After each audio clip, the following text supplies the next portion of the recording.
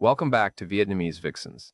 Today's story is different from what we usually cover, but it touches on something that's happening right now across Vietnam, something most people have no idea about. Thousands of Western retirees who spent years building lives here, who thought they'd found their paradise, their forever home, are packing up and leaving.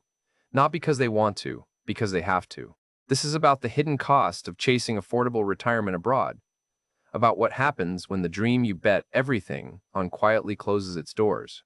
Today we're hearing from Lars, 67 years old, from Gothenburg, Sweden, who retired to Da Nang 5 years ago believing he'd finally escaped the cold, the expense, the loneliness of aging in Scandinavia. He thought he'd found heaven on earth. He was wrong. If you're watching from somewhere thinking about retiring abroad, or if you know someone who already has, drop a comment and let us know where you're from. Share your story if this sounds familiar.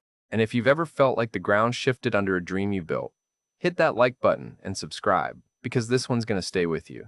Here's Lars's story, in his own words. I still remember stepping off the plane at Da Nang International 5 years ago like it was last week, March 2020, right before the world shut down.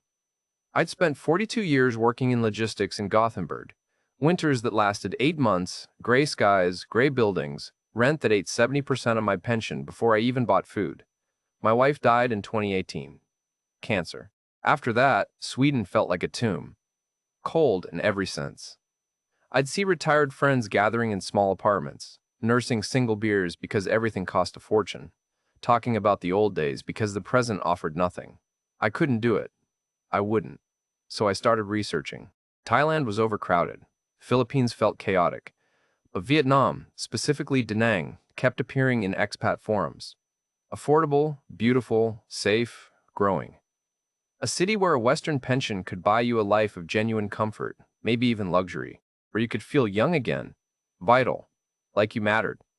I arrived with 2 suitcases and 12,000 US dollars in savings.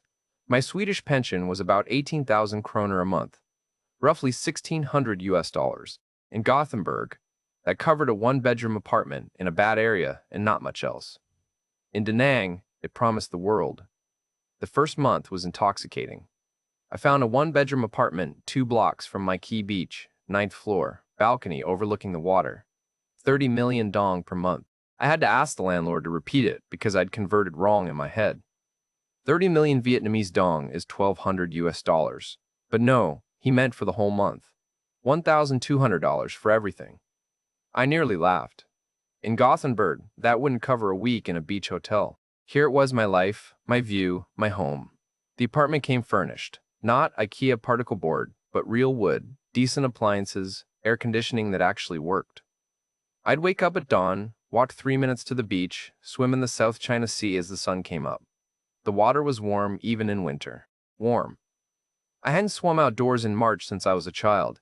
After swimming, I'd get a banh mi from a street cart.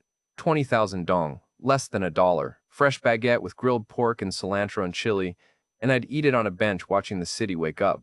Then coffee at a small cafe where the owner, a woman named Lynn, learned how I took it after 3 days. Café Soir iced coffee with condensed milk. 15,000 dong. 60 cents. In Gothenburg, a coffee cost 50 kronor, almost $5. Every single day felt like I'd cheated some cosmic system. Lunch at a local com tam place. Broken rice with grilled pork and egg. 30,000 dong. Dinner, if I wanted something nice, at a beachfront restaurant where seafood platters ran 200,000 dong, $8. Enough food for 2 people. I was spending maybe $400 a month on food, living better than I ever had in Sweden. Utilities were nothing. Electricity, water, internet, maybe $50 combined. I got a motorbike, a used Honda Wave, $300, and suddenly the whole city opened up. Gas was 20,000 dong to fill the tank. The math was stupid. Rent, food, utilities, transportation. I was spending maybe $800 a month. That left $800 from my pension. I started living. Really living. I got massages twice a week, 150,000 dong for 90 minutes, $6. There was a small gym near my apartment. Membership was 1,000,000 dong for the whole year, $40. I joined a Vietnamese language class at a community center. Met other expats, mostly retirees like me. Robert from Brisbane, Klaus from Munich, Margaret from Vancouver, a British couple named Peter and Linda.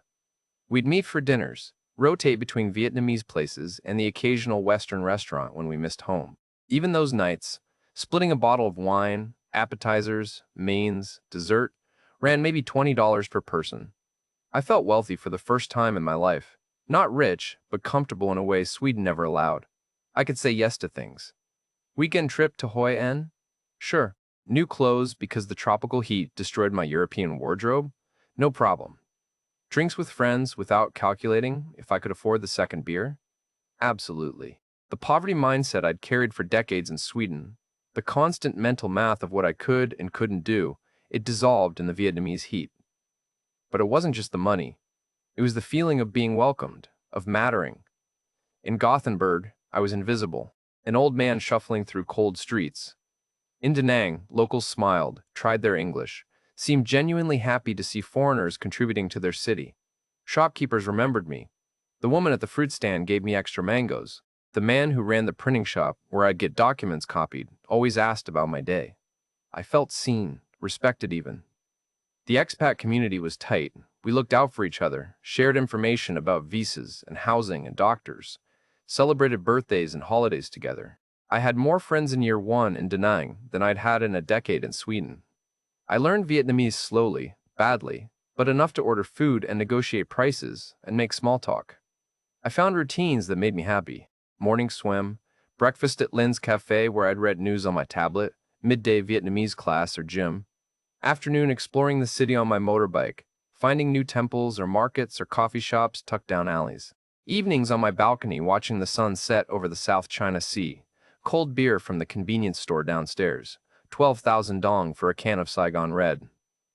This was retirement. This was the dream I'd worked 42 years to reach. I posted photos on Facebook.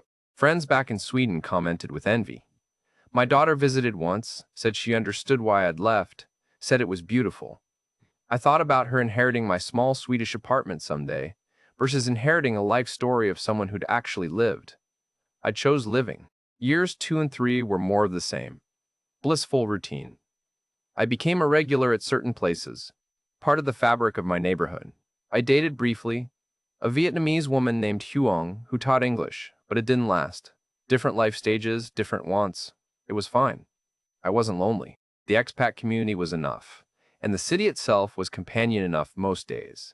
I watched Da Nang grow, new buildings rising, more tourists, the city modernizing fast. It felt like being part of something dynamic, somewhere heading upward, not the slow decline of European cities watching their best days recede in the rear view. But around year 4, small things started shifting. Nothing dramatic at first, just whispers in the expat Facebook groups. Someone mentioned their visa extension took longer than usual, more paperwork required. Another friend, Klaus, said his landlord asked for 6 months' rent up front suddenly, citing new regulations about foreign tenants. I didn't think much of it. Bureaucracy changes, countries tighten rules, it's normal. I'd been doing visa runs every 6 months, flying to Thailand or Cambodia for a weekend, coming back with a fresh tourist visa. Annoying, but cheap, easy enough. Then COVID hit and everything froze. Borders closed, Vietnam locked down hard. For a while, those of us stuck inside the country were in limbo, but the government extended visas automatically. It felt like a gift. No more visa runs. Just stay, wait it out. The city emptied of tourists, but life continued quietly. I kept swimming, kept my routines. The expat community shrank as some people got repatriation flights home, but those of us who stayed felt almost smug. We'd chosen Vietnam, and Vietnam was keeping us safe. Case numbers stayed low. Life was semi-normal faster than most of the world. But when borders reopened in 2022, something had changed. The visa runs weren't as simple anymore. New requirements, more documentation. Some border agents started asking questions about why we were living in Vietnam on tourist visas. The language was polite but firm. Tourist visas are for tourists. If you're living here, you need proper residency. Problem was, proper residency required things most retirees didn't have. A Vietnamese company sponsoring you. A property purchase that met new legal standards.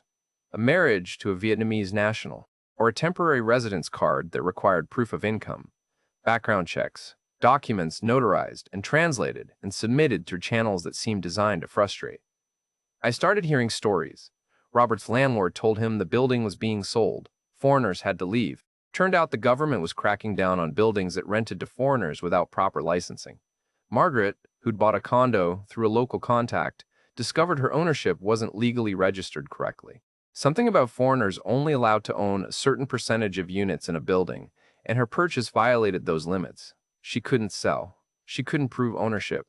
She'd paid $150,000 for an apartment she legally didn't own. The Facebook groups went from chatting about best beach clubs to panicked threads about visa rejections, new laws, police checks. People started leaving, quietly at first. You'd notice someone hadn't posted in a while, then see they'd moved to Thailand or Philippines or back home. The expat dinners got smaller. Peter and Linda left for Portugal. Klaus went back to Germany to deal with a health issue and decided not to return. The community that had felt so solid was fracturing. I told myself I was fine. I'd always followed the rules, paid my rent on time, kept my nose clean. I wasn't overstaying visas or working illegally. I was just a retiree spending my pension in the local economy. Vietnam wanted foreign money, right? Tourists, expats, retirees bringing in dollars and euros. We were good for the economy. Then, 9 months ago, my visa extension was denied. Not rejected with explanation, just denied. I went to the immigration office, waited 4 hours in a crowded room, finally got to a window. The officer looked at my paperwork, typed something into a computer, and said, in English, "You cannot extend. You must leave Vietnam and reapply." I asked why. She just repeated it. "You must leave and reapply." I asked if there was a problem with my documents. She said no problem, just new policy. I asked what new policy. She said I could speak to a supervisor. I waited another 3 hours. The supervisor, a man in his 50s who spoke perfect English, was polite but immovable. He explained that Vietnam was adjusting its visa policies to prioritize business investors and high-value tourists. Retirees on long-term tourist visas were being encouraged to either formalize residency through proper channels or consider alternative arrangements. Alternative arrangements. That's what he said. I asked about temporary residence cards. He said I could apply, but the requirements had changed. I'd need a criminal background check from Sweden, apostilled and translated. I'd need proof of income submitted through a registered agent. I'd need a health check from an approved Vietnamese hospital. I'd need to exit the country while the application processed, which could take 6 months. And even then, approval wasn't guaranteed. I was 67 years old. I'd lived in this city for nearly 5 years. I paid rent, bought groceries, supported local businesses, learned the language, made friends, built a life. And now I had 30 days to leave. I walked out of that immigration office into the Da Nang heat and sat on a bench near the river and felt the entire foundation of my retirement crack beneath me. The dream I'd built, the life I'd chosen, the escape from Sweden's cold poverty. All of it, suddenly conditional, temporary, revocable. And I realized I wasn't alone. Thousands of us, Western retirees scattered across Vietnam, were getting the same message in different ways. The doors were closing. The paradise phase was over. I had 30 days to figure out where a 67-year-old Swedish man with $1,600 a month goes when the dream ends. I didn't panic immediately. That's the thing about being 67, you've lived through enough upheaval to know panic doesn't solve anything. I went home, sat on my balcony with a beer, watched the waves, and told myself there had to be a solution. There's always a solution. I'd figure this out the same way I'd figured out 42 years of logistics problems in Gothenburg. Break it down, analyze the options, execute. Option 1. Leave for 30 days and come back on a new tourist visa. Simple enough, right? Fly to Bangkok or Phnom Penh, stay a week, return. I'd done it a dozen times before. But when I posted in the expat Facebook group asking if anyone had successfully done this recently, the responses killed that idea fast. 3 people said they'd tried coming back after short trips and been denied entry. No explanation, just turned away at the airport. One guy, American, had been living in Hanoi for 6 years, flew to Singapore for a week, came back and immigration denied him entry. 6 years of life in Vietnam. Apartment full of belongings, motorbike, everything, and they wouldn't let him back in. He had to arrange for someone to pack his stuff and ship it while he scrambled to find somewhere else to go. Another woman said her friend got a 30-day visa on return but was explicitly told at immigration it was her last one. After this, no more tourist visas for her. The message was clear. The visa run loophole was closing. Option 2. Get a temporary residence card. I started researching properly. The requirements weren't just bureaucratic annoyances. They were designed to filter people out. Criminal background check from Sweden. Apostilled, which meant I'd have to contact Swedish authorities, wait for processing, pay for international document certification, get it translated into Vietnamese by an approved translator. That alone would take months and cost maybe $800. Then proof of income. My pension came from the Swedish government, but proving it met Vietnamese standards meant bank statements, letters from the pension authority, all translated and notarized. Another few $100s, more waiting. The health check was its own nightmare. I had to go to a specific government hospital, get tested for everything from tuberculosis to HIV, pay for a full medical screening. I went. The hospital was chaos, hallways packed with people, the smell of antiseptic and sweat, signs only in Vietnamese. I waited 5 hours to be seen. The screening cost 4 million dong, about $160, and took 3 separate appointments. They found my blood pressure was slightly elevated and said I'd need a letter from a doctor confirming I was healthy enough for residency. That meant another doctor, another appointment, another letter to translate. But the real killer was the requirement to exit Vietnam while the application processed. They wouldn't let me stay while waiting for approval. I'd have to leave, go somewhere else, wait potentially 6 months, burning through money on rent and living expenses in another country, with no guarantee of approval at the end. If they denied me, I'd have spent thousands of dollars and half a year in limbo for nothing. And where would I go for 6 months? Thailand. More expensive than Vietnam, and they were tightening their own retirement visa rules.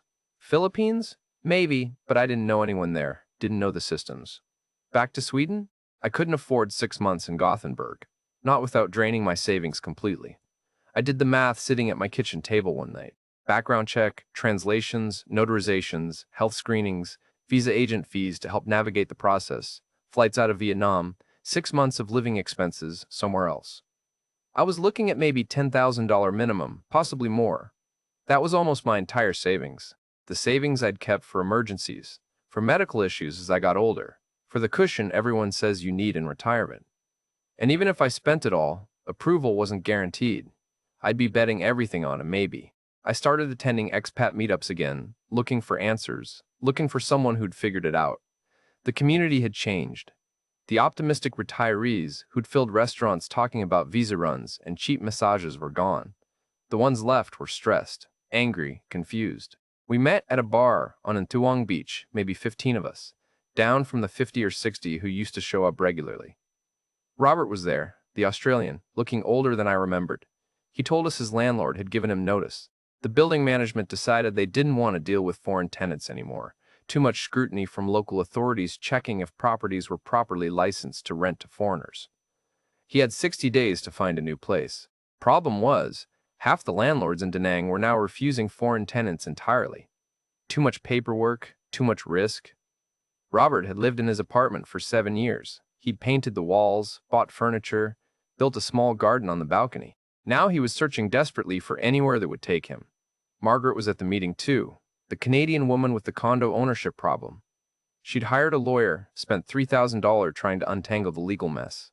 The lawyer finally told her there was no solution.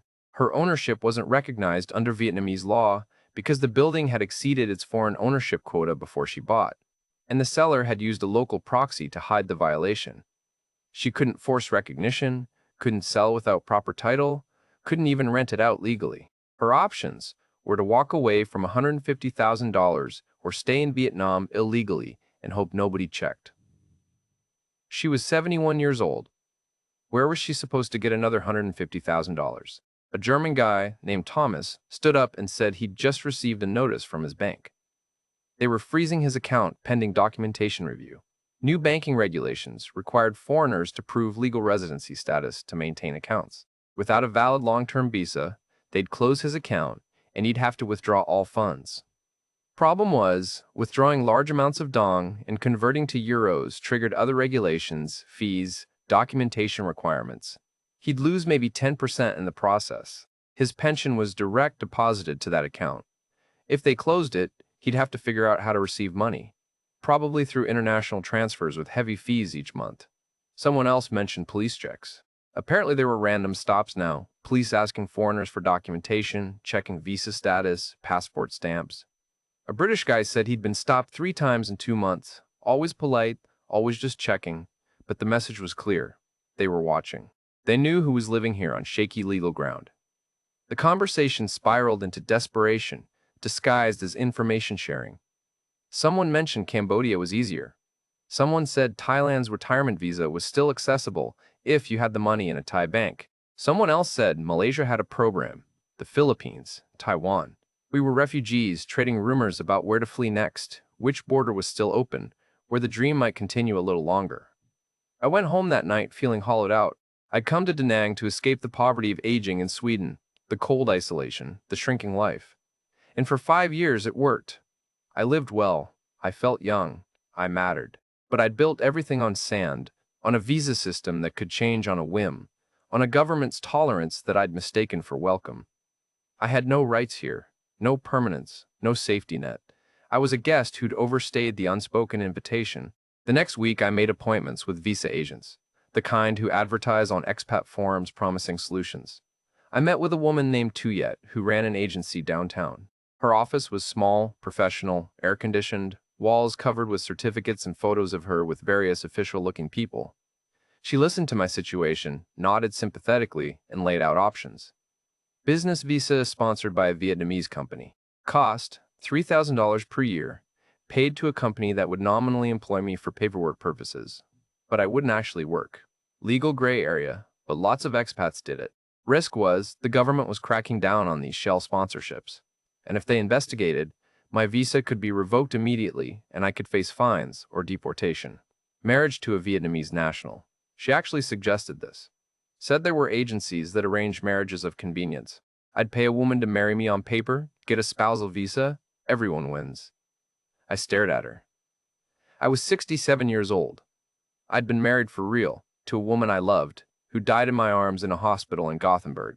The idea of paying someone to pretend to be my wife so I could stay in Vietnam felt like a humiliation I couldn't stomach. Property investment visa. Buy property worth at least $150,000 in an approved development. Get residency tied to the investment. But she warned me the rules changed constantly. What qualified last year might not qualify now, and foreign ownership itself was under scrutiny. I could invest and still not get the visa, or get it and have it revoked later when regulations shifted again. I asked her straight, "What do you recommend?" She leaned back, looked at me the way you look at someone you're about to disappoint, and said honestly, she'd recommend I leave. Vietnam was tightening everything. The government wanted investors with millions, not retirees with pensions. COVID had shifted priorities. They wanted economic growth, big money, high-value tourism. Retirees living cheaply on foreign pensions didn't fit the new vision. She said it kindly, but the message was brutal. I wasn't wanted anymore. I paid her consultation fee, $200 for an hour of truth I didn't want, and walked out into the Da Nang heat feeling like I'd been diagnosed with a terminal illness. My life here was ending, not because I'd done anything wrong, not because I'd failed or broken rules or made bad choices, just because the country changed its mind. I started doing what you do when denial cracks into acceptance. I researched alternatives. Thailand required 800,000 baht in a Thai bank for a retirement visa, about $23,000, locked up and inaccessible. I didn't have that. Philippines was cheaper, more chaotic, less infrastructure, but their retirement visa was accessible. Minimum deposit of $20,000 in a Philippine bank, or a pension of at least $800 a month. I qualified. Malaysia had a program too, MM2H, but the requirements had recently skyrocketed, now requiring 500,000 ringgit liquid assets, about $115,000. Out of reach. I made spreadsheets. Cost of living comparisons, visa requirements, healthcare quality, expat community size. I was 77 years old, sitting in my Da Nang apartment overlooking the beach I swam in every morning, planning my escape like a refugee. The worst part was watching the life I built dissolve in real time. Lynn, the cafe owner, asked why I looked sad lately. I told her I might have to leave Vietnam. She looked genuinely upset, said I was a good customer, a kind man. Would I come back? I said I didn't know. She gave me free coffee that day. The woman at the fruit stand, when I told her, gave me extra rambutans and wouldn't let me pay. These small kindnesses from people who'd become part of my daily life broke something in me. I went to my favorite beachfront restaurant, the place where I'd celebrated birthdays and holidays with friends. The owner, a man named Hai who always sat with me to practice English, asked about my visa situation. I told him. He shook his head, said it was happening to many foreigners. The government was changing policy. He said he understood why. Vietnam needed to develop, needed to attract serious investment. But he'd miss customers like me. Customers who came every week, who tipped well, who treated staff with respect. He'd miss the expat community in general. They'd been good for his business. But business wasn't policy, and policy was clear. I started seeing 4 rent signs in my building. The Australian couple on the 7th floor left without saying goodbye. The French guy on the 12th floor who I'd nod to in the elevator disappeared. The building was bleeding foreigners. I asked the security guard if he knew why everyone was leaving. He shrugged, said something in Vietnamese I didn't fully understand, something about new laws, complicated. I contacted my daughter in Sweden, told her I might have to come back. She was sympathetic but practical. Said I could stay with her for a while, but her apartment was small. She had 2 kids. It wouldn't be comfortable long term. She'd help me find a place in Gothenburg, but we both knew what that meant. A studio apartment in a cheap area. My pension covering rent and basic expenses. The cold, the isolation. Everything I'd fled. I went to the beach one morning, my usual dawn swim, and floated on my back looking up at the sky turning pink and orange. And I felt the unfairness of it all settle into my chest like a weight. I'd worked 42 years. I'd paid taxes, followed rules, been a good citizen. I'd earned this retirement. I'd found a place where my modest pension allowed me dignity and comfort and community. And now it was being taken away, not because I'd failed, but because I'd bet on the wrong country's stability. The 30-day deadline was approaching. I had to decide, leave and try to return, risking denial, spend my savings on a residency application with no guarantee, move to Philippines or Thailand or somewhere else and start over, or go back to Sweden and accept that the dream was finished. I sat in my apartment surrounded by 5 years of accumulated life, books and clothes and kitchen supplies and photos and the motorbike helmet I used every day, and I realized I couldn't take most of it with me. Whatever I decided, it would fit in 2 suitcases. Everything else would be sold or given away or left behind. The paradise I'd found wasn't permanent. It never was. I'd just convinced myself it could be. The final 3 weeks moved with the strange, slow speed of inevitable endings. You know what's coming, but you can't quite believe it's real until suddenly it is, and there's no time left. I started selling things. Posted in the expat Facebook groups, everything must go, moving sale. The responses came fast, other foreigners in the same situation scavenging from each other's dissolving lives. My rice cooker, $20. The fan I'd bought my second week here, $15. Kitchen supplies, clothes that wouldn't work in Swedish weather, books I'd read on the balcony during lazy afternoons, the small wooden Buddha statue I'd bought at a temple in Hoi An. All of it priced to move because I needed it gone, and everyone knew desperation when they saw it.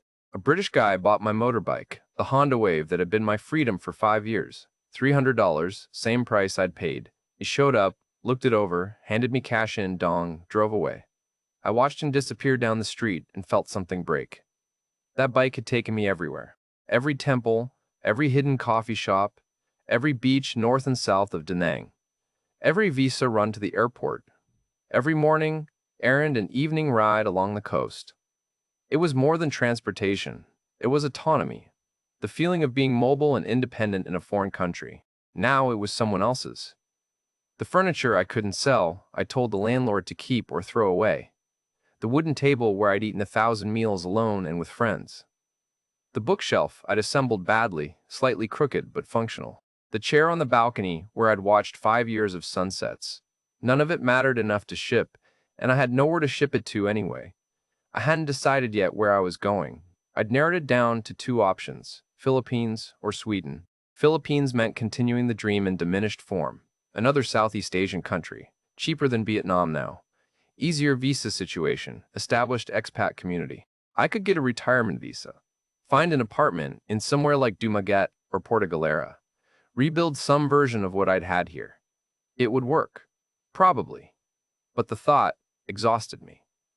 Starting over at 67, learning new systems, new currency, new social dynamics, making new friends, or finding the Da Nang refugees who'd scattered there.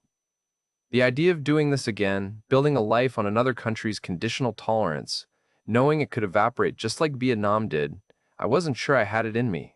Sweden meant surrender. Accepting that the retirement I'd wanted wasn't possible on my pension. Going back to the cold and the gray and the studio apartment and the loneliness. But it also meant stability. European Union citizenship rights, healthcare I understood, a language I spoke perfectly, proximity to my daughter and grandkids. It meant giving up on the dream, but gaining certainty. No more visa runs, no more immigration offices, no more waiting for the next policy change to upend everything. I couldn't decide, so I procrastinated by saying goodbye. The expat community was holding emergency meetups now, more frequent, smaller groups, everyone comparing notes on where they were going and how they were getting out. I went to one at a rooftop bar in An Thuong, maybe 12 people, all of us looking shell-shocked. Robert had decided on Thailand. Chiang Mai said he had a friend there who'd help him get settled. Margaret was going back to Canada, moving in with her sister in Edmonton, trying to accept the loss of her $150,000 condo as an expensive life lesson.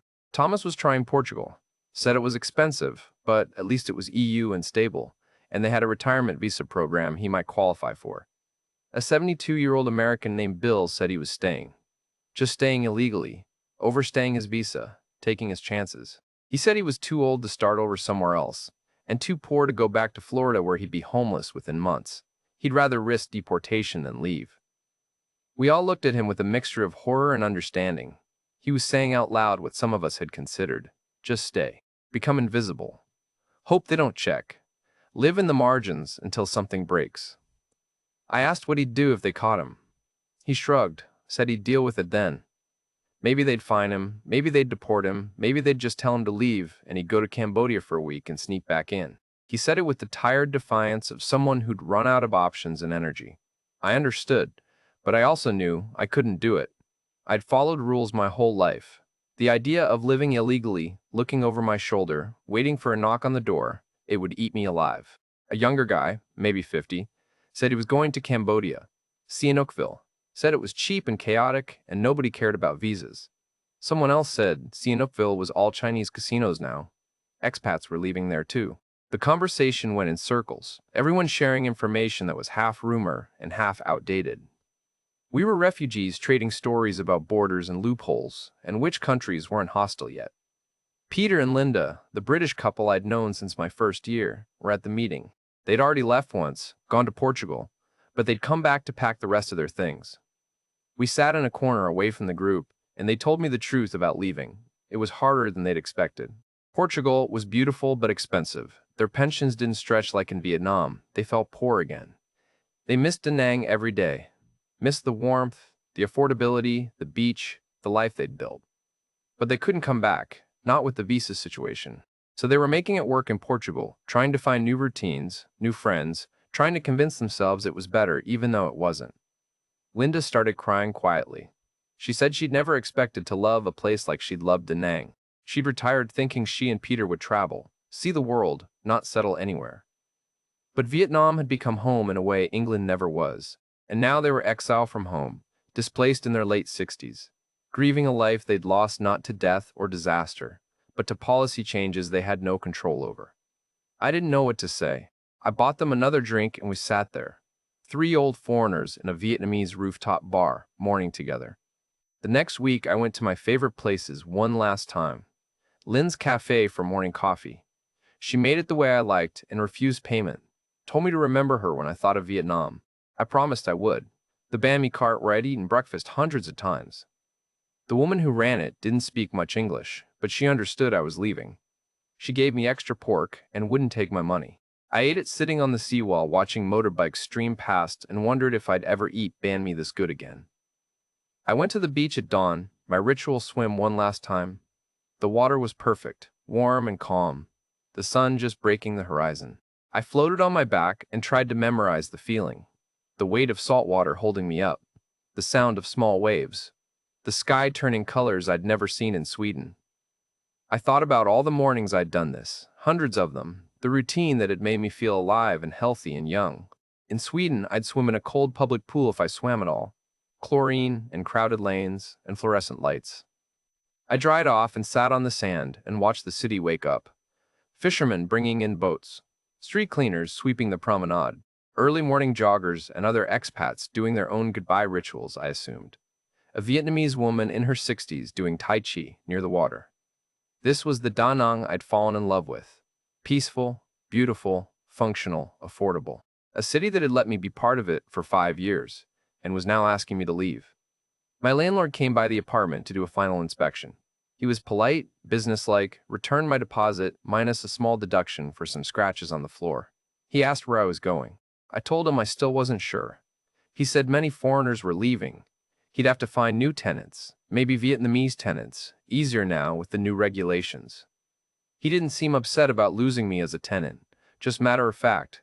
The economic relationship was ending. That's all it had ever been. After he left, I stood on the balcony looking at the view I'd woken up to for 5 years. The South China Sea stretching to the horizon. The curve of the coastline. The high-rises going up constantly. The city growing and changing and moving forward without me. I'd thought this view was mine. I'd thought I'd earned it, paid for it, deserved it. But it was never mine. I'd rented it, temporarily, and now the lease was up.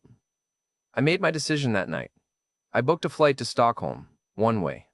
I couldn't do the Philippines. I couldn't start over, couldn't build another temporary life in another country that might change its mind in 5 years. I was tired. I wanted permanence, even if permanence meant poverty.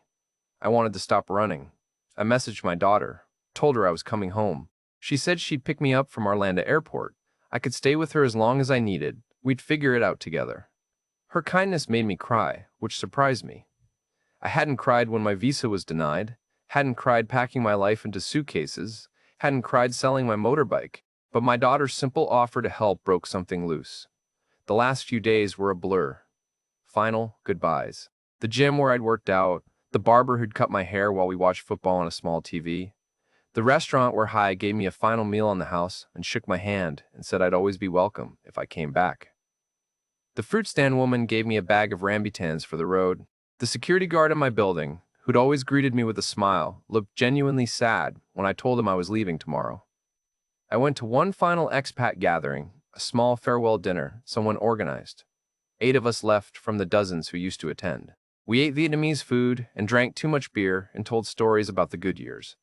Someone made a toast to Da Nang, to the dream while it lasted, to the friends we'd made and lost, to the hope that maybe someday the doors would open again and we could come back. We all drank to that even though we knew it wasn't true. Robert was leaving the same week as me, heading to Thailand.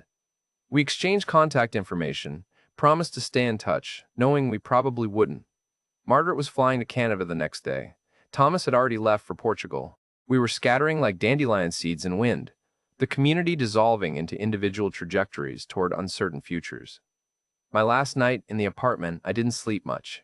I sat on the balcony with a beer listening to the city sounds. Motorbikes, distant music, the ocean, voices from the street below. I'd memorized these sounds. They'd been the soundtrack to 5 years of my life. Tomorrow, they'd be gone. At dawn, I took one final walk to the beach. Didn't swim, just stood at the water's edge watching the sun come up.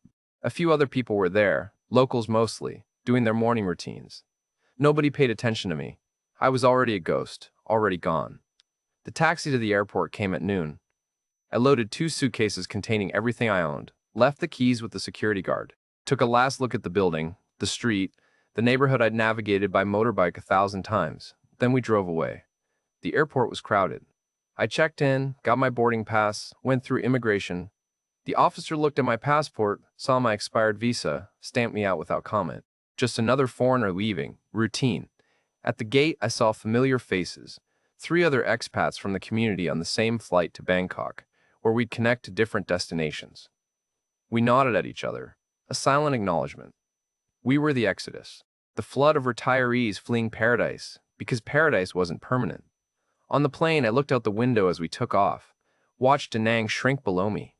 The coastline I'd memorized, the rivers and bridges, the city spreading inland toward the mountains. It was beautiful from above. It had been beautiful from the ground, too. I thought about what I was going back to. A Stockholm winter. A studio apartment I'd have to find and couldn't quite afford. My pension covering rent and not much else. The isolation of aging in an expensive country where old people are invisible. My daughter would help, but she had her own life. I'd be starting over at 67 in a country that felt foreign now, even though I was born there. The man next to me, Vietnamese businessman, asked if I'd enjoyed my time in Vietnam. I said yes, very much. He asked if I'd come back. I said I didn't know. He nodded politely and went back to his phone. I didn't know how to explain it to him, that I'd come back if they'd let me. That Vietnam had given me 5 years of feeling alive and valued and comfortable in ways Sweden never had. That I was grateful, even as I was heartbroken. That I understood why the country was tightening rules, prioritizing economic development over retiree-friendly visa policies. That I didn't blame Vietnam for outgrowing us. But I also couldn't pretend it didn't hurt. I'd bet my retirement on affordability and sunshine, and a government's indifference to foreigners living quietly on tourist visas. I'd built a life on sand and acted surprised when the tide came in. The reality nobody tells you about retiring abroad on a modest pension is that you're always conditional, always subject to policy changes and economic shifts and a host country's evolving priorities. You have no rights, no political voice, no safety net. You're tolerated as long as you're economically useful, or at least harmless. When that calculus changes, you leave. That's the deal, whether you understood it upfront or not. We hit cruising altitude and the seatbelt sign went off. I accepted a drink from the flight attendant, looked out at the clouds, started the mental math of how to survive Swedish winter on $1,600 a month. I didn't regret Vietnam. Those 5 years were real and beautiful and necessary. They gave me a version of retirement I'd never have had in Sweden. Morning swims in the South China Sea. Coffee for 60 cents. Friends and routines, and the feeling of living rather than just existing. I'd felt young again in Da Nang. I'd felt like I mattered. But I'd also learned the lesson every expat eventually learns, either through experience or watching others. The dream of affordable paradise is always temporary. Countries change. Policies shift. What works today won't work forever. And when you're living on a modest pension with limited savings, you don't have leverage to adapt, you leave. I landed in Bangkok, waited 3 hours for my connection to Stockholm, saw more expat refugees in the terminal. Older Westerners with tired faces and overpacked luggage, all of us in transit from lives that ended to lives we weren't sure we wanted. Nobody made eye contact. We were all carrying the same shame, the shame of a dream that didn't work out, of being too old to start over but having no choice. The Stockholm flight was long and cold, metaphorically and literally. The plane's air conditioning felt arctic after 5 years in tropical heat. I put on the jacket I'd packed, the one I'd barely used in Vietnam, and it felt strange and heavy. We landed at Arlanda in darkness at 7 in the evening. December in Sweden. Cold, like I'd forgotten cold could be. I walked through the terminal, collected my bags, went through customs. The officer looked at my passport, asked how long I'd been in Vietnam. 5 years, I said. He raised an eyebrow but stamped me through. My daughter was waiting in arrivals. She hugged me, said I looked thin, said we'd get me sorted out. Her kindness was overwhelming and painful. This was what I'd come back to. Family and stability and winter darkness, and the knowledge that my pension couldn't sustain the life I wanted. She drove me to her apartment in the suburbs. Small, crowded, warm. Her kids were asleep. She'd made up the couch for me. Said I could stay as long as I needed, but we should start looking for a studio apartment soon. She'd help me search. The market was brutal, but we'd find something. I thanked her, went to the couch, looked out the window at the dark Swedish night, snow starting to fall. I thought about My K Beach at dawn. The warm water. The sunrise. Lynn's Cafe. The balcony view. The life I'd built and lost. I didn't know where all the other retirees went. Thailand, Philippines, back to Australia or Canada or the States. Scattered across the globe, all of us looking for the next place that would have us, the next affordable paradise, knowing now that paradise always has an expiration date. I'd loved Vietnam. It had saved me when I needed saving, given me 5 years of dignity and comfort and life. But it couldn't keep me. And now I was 67 years old in a Swedish winter with $1,600 a month and 2 suitcases, and the memory of a dream that was real while it lasted. The snow kept falling outside. I pulled the blanket tighter and tried to sleep. That's the truth about retiring abroad that nobody wants to say out loud. It's beautiful until it isn't. It works until it doesn't. And when it ends, you're on your own.